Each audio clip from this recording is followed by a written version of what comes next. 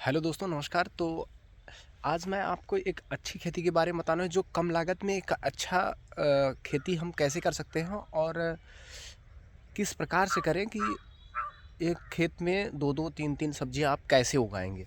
तो सबसे पहले हमारा टॉपिक है कि बीन्स की खेती लत विधि से और झाड़ विधि से 2 प्रकार से होता है। तो हम ये झाड़ विधि से बीन्स की खेती कैसे करेंगे दोस्तों, उसके बारे में मैं बताने वाला हूँ। जो बीन्स की खेती बहुत ही अच्छी खेती होती है, कम दिन में अधिक पैदावार देती है और अधिक आप कमाई कर सकते हैं।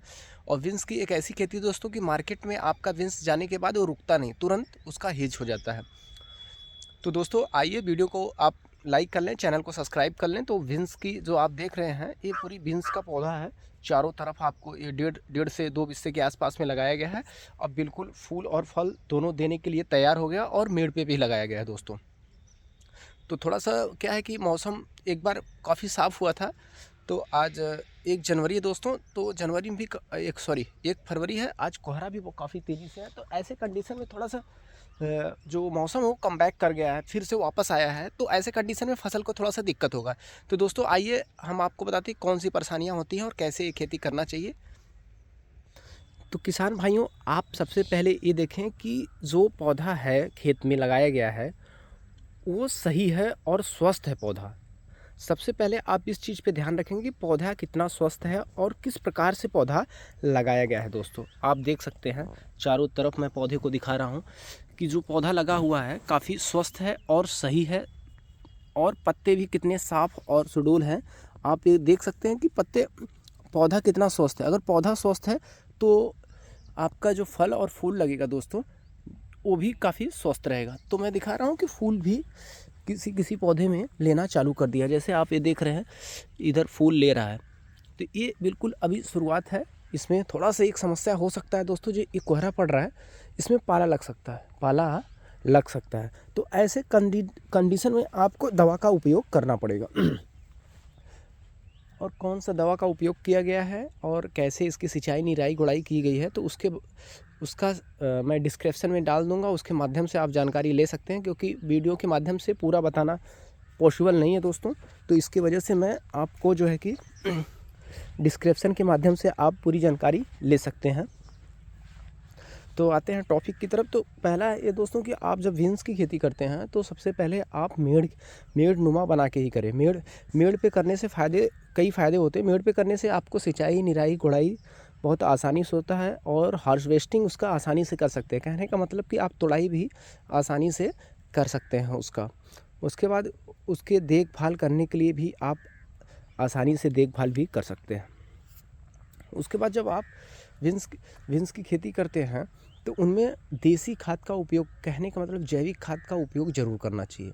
जैविक खाद का हमारे हर वीडियो में आप देखे होंगे दोस्तों कि मैं जैविक खाद का सलाह ज़रूर देता हूँ। जैविक खाद का सलाह इसलिए देता हूँ किसान भाइयों के लिए, क्योंकि पौधा क्या एक लंबा समय तक हरा भरा रखता है और लंबे समय तक वो फल देने की क्षमता है जैविक खाद में दोस्तों।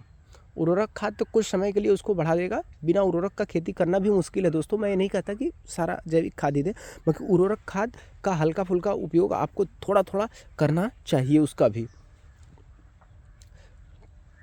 और पानी की बात करें दोस्तों, तो पानी नाली नुमा जो बना हुआ है उसके माध्यम से पानी ये जाता है। नाली है, नाली के माध्यम से पौधे के चारों तरफ पानी भी लग जाता है दोस्तों। तो आप उसके बाद क्या करेंगे दोस्तों, पहली भराई के बाद इसमें जो है कि फफूंदी नाशक और कीटनाशक का उपयोग करेंगे दोस्तों। अब जो करेंगे उसके बाद जब आपका पौधा 30 से 35 दिन का ये पौधा है दोस्तों, आपको दिखा दे रहे हैं, करीबन 30 से 35 दिन का पौधा है, काफ़ी स्वस्थ है। तो उसके बाद इसमें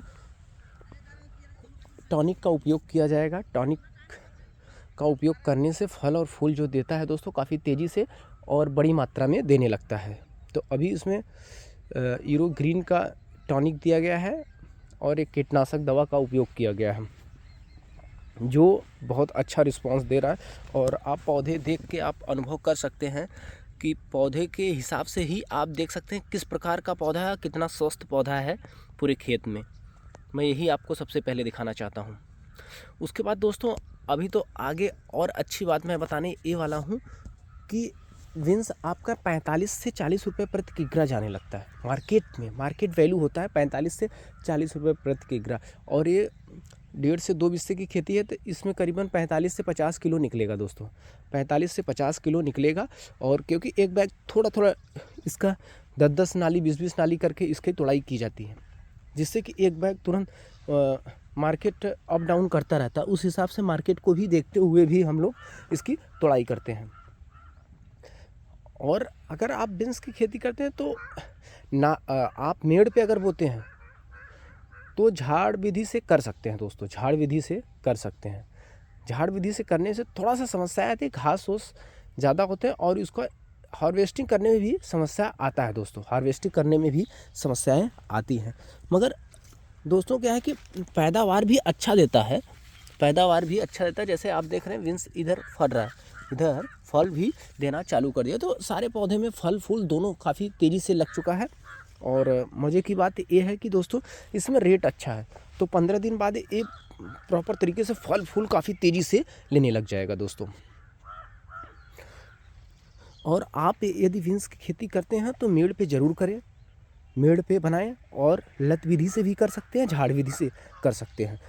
तो मैं एक अलग अलग खेत में बोया हूँ, आपको पहले तो मैं लत विधि का बताया था, लत विधि से भी किया हूँ, ये झाड़ विधि से किया हूँ। क्योंकि इसके बीच में आप देख रहे होंगे एक गोला बना हुआ है, ये इसमें और भी खेती, क्योंकि ऊपर टेंट नुमा बना दिया गया है। क्योंकि जब बीन्स ख़त्म हो जाएगा तो एक कुनरू इस पर तैयार होकर चढ़ के फरने लगेगा दोस्तों। तो ये भी एक तरीका है, एक अच्छी खेती करने का ये भी एक तरीका है दोस्तों। तो आप किसान भाई हैं, तो मैं उम्मीद करता हूँ कि आप यदि खेती करते हैं तो बीन्स की खेती करते हैं तो मेड़ पे ही करें। अगर लत विधि से करते हैं तो, या तो झाड़ विधि से करते हैं तो भी मेड़ पे करें। मेड़ पे करने से बहुत से फ़ायदे हैं, फसल आपका लंबे समय तक हरा भरा रहेगा और अच्छा फल देगा, हार्वेस्टिंग भी आसानी से आप कर सकते हैं दोस्तों। तो दोस्तों वीडियो अच्छा लगे तो प्लीज़ लाइक एंड सब्सक्राइब जरूर करें।